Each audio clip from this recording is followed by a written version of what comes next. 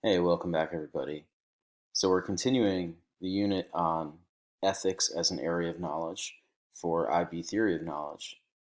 And today we're going to look at the last part of the unit, and that's the study of applied ethics.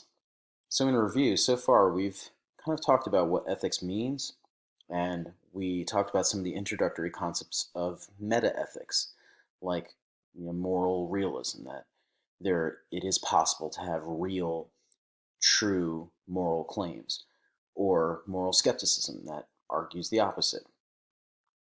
Last time we looked at a bunch of normative systems, including the big three: deontology, which says that rightness is determined by the action itself and not the consequences; utilitarianism, which says the opposite, that the consequences determine the rightness of an action; and the idea of virtue ethics, that people should try to uphold personal attributes that they believe to be virtuous. And that's what really makes right intentions and actions. So, applied ethics is the practical application of this field of study. So, what we're trying to do is look at real world actions and situations and try to apply ethical concepts to determine what the right course of action or right intentions might mean, and what impacts and claims and moral arguments must be given the most weight. The different fields of study in applied ethics include bioethics.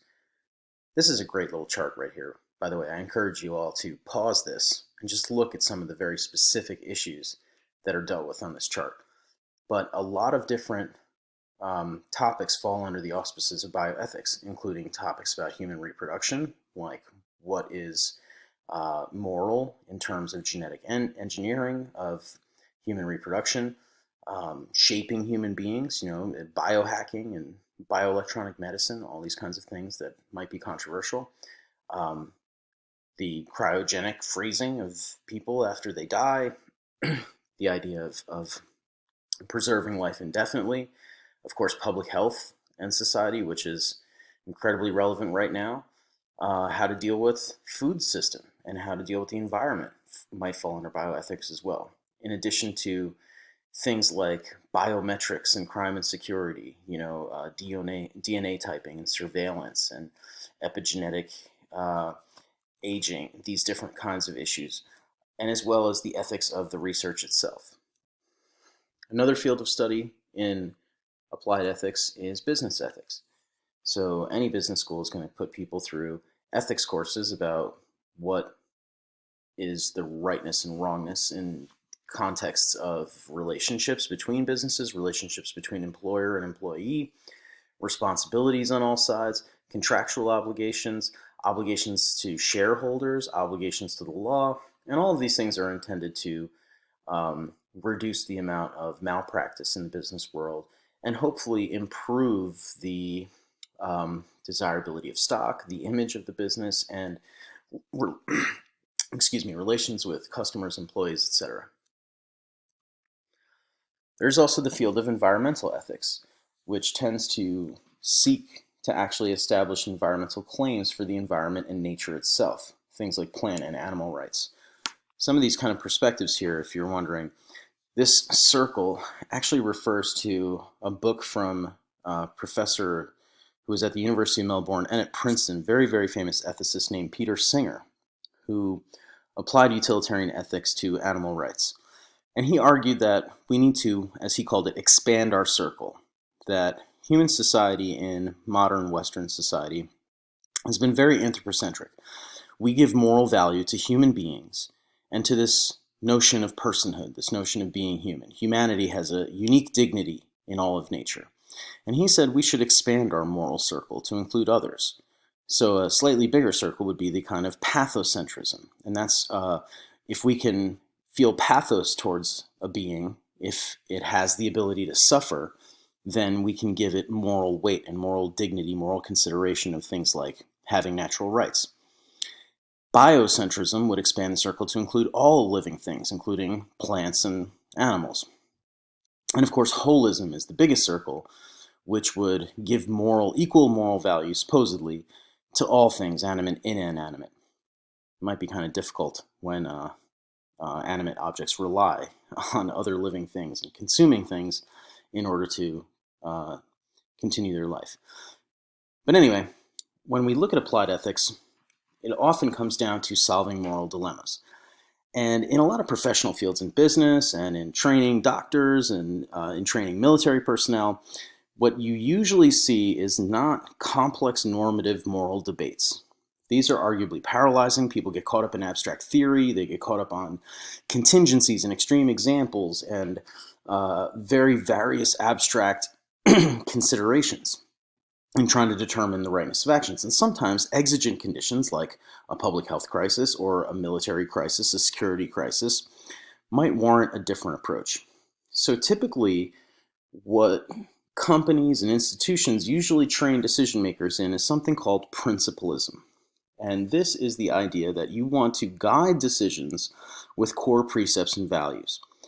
And that means that you're not necessarily applying normative theory and testing various abstract possibilities, but rather try to adhere to some core principles and make decisions according to the context of situations.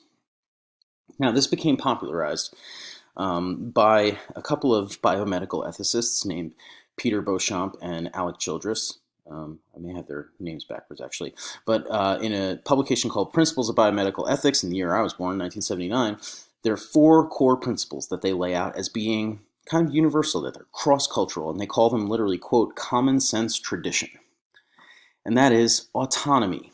You want to try to make decisions that don't take consent away from other people, that give people the dignity of making choices about their own situations. So that's one core principle. The next 2 core principles kind of go hand in hand. Beneficence is the goodwill, the will to do good, the attempt to help other people. Non-maleficence is the attempt to resist evil, to not do things that are malicious or evil or vindictive. And justice. And justice could mean a lot of things, but it has to do with notions about what people deserve, who deserves what and what's fair. Sometimes that might mean equality, not always. Some people need special considerations, right? So justice is kind of a difficult one to understand sometimes, but all of these are a little bit tricky when trying to apply. But if you can abide by those core principles as best as you can, that can guide your decisions, and that can be warranted under really exigent circumstances. Remember, exigency means things that are urgent, that have to happen now. So why might somebody argue that exigent circumstances wouldn't warrant this paradigm, that principlism is kind of bad?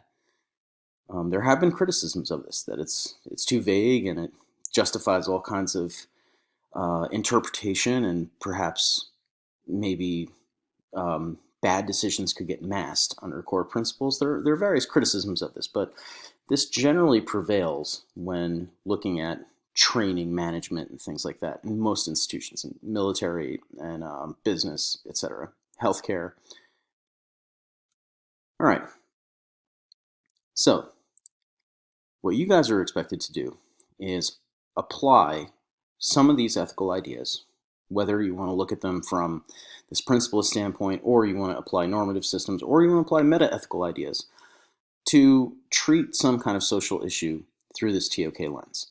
Now, you can collaborate on this if you want, and if it's convenient for you. I'm more than happy to let you guys kind of share research on a social issue. And what I'd like for you to come up with is some kind of evaluation of a social issue using at least 3 of the concepts that we've looked at. Now, these concepts could be meta-ethical ideas. They could be normative systems.